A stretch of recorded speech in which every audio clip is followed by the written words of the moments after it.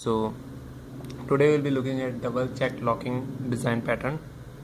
So again, this is a very useful design pattern. Let's look at its design. So this is a class foo, and this is a helper reference it has, and it has a get helper method which returns the helper reference. If it's not null, simply returns it. If it is pointing to a null object, then it creates a new object, get it pointed by helper, and returns it. So this is a simple scenario. This is similar to singleton pattern, except for the fact that foo and helper are different classes here, in that both are same, and I have explained in the singleton design pattern that if we run this code in a single thread, then it is fine, but if we apply multi-threading, then it can create problems. So if you have not seen my singleton pattern video, please look at that, and you will understand that multi-threading will cause what kind of problems then. So let's now look at the solution. Solution 1 is we make get helper method synchronized, so that only one of the thread can be inside this get helper method. This one, get helper method, at a time for a single object. So synchronized method, but it can be 100 times slower, that is 100 times less efficient in terms of time complexity.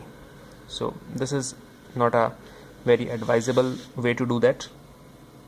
So we use double check blocking. As the name implies, we check double, that is 2 times. So first of all, we are checking if helper is null, then only we do something, otherwise we just return the helper. This way we have bypassed this synchronized block. So in case of multi-threading, actually this object is created only once, so only that time we are doing synchronized. All the other times we are bypassing this synchronized thing. So synchronized block is bypassed all other times, so only first time the synchronized block will be executed. All other times the synchronized will be directly bypassed. So this first time check is very important for the efficiency. So this is very much prominent in the reducing the time complexity. And the second time check is usual, the helper is equal to null. So why we check again? Because when we enter in the synchronized block, so this should be a block actually, so here braces should be there. So when we enter this synchronized block, we again check helper is equal to null, because after entering this this block, that is when we are here, one of the threads could have actually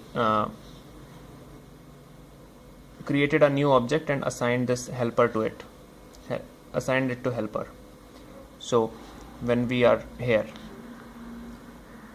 so when we come here, we again now we are in synchronized block, so we again check it. So we have to check 2 times. So I hope you get it. And this is the double check blocking. So now in Java 5, that is the Java's Tiger version, volatile keyword has come. So what this volatile keyword will do, actually earlier when we were doing that null checking, so it can even return true, that is null. For null checking, it can even return false even if the object is not fully initialized.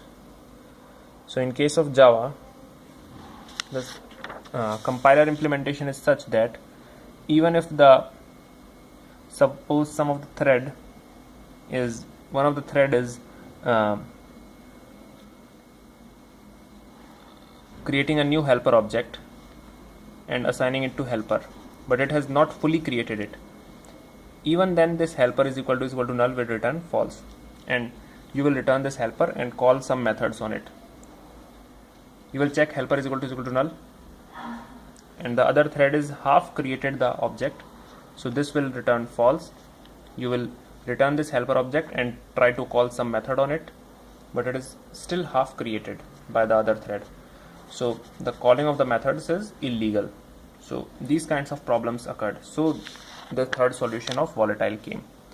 So Java 5 introduced this volatile keyword. So we first assign this helper result is equal to helper, that is we store the helper in a local variable. So why we store it?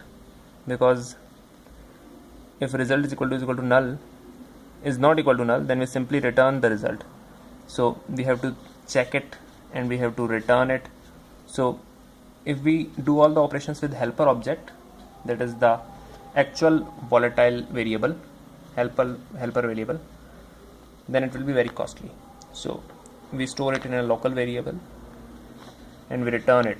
So the other operations are performed on the local variable if it is bypassed.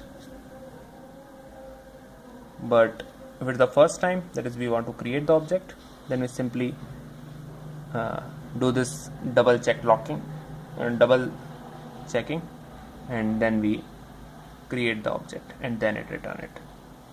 So we assign it to the result also and we return the result. So this volatile kind of variables will be either fully initialized or not initialized. So hence the previous solution has the problems, they are now solved. Hope you understood. Thank you friends.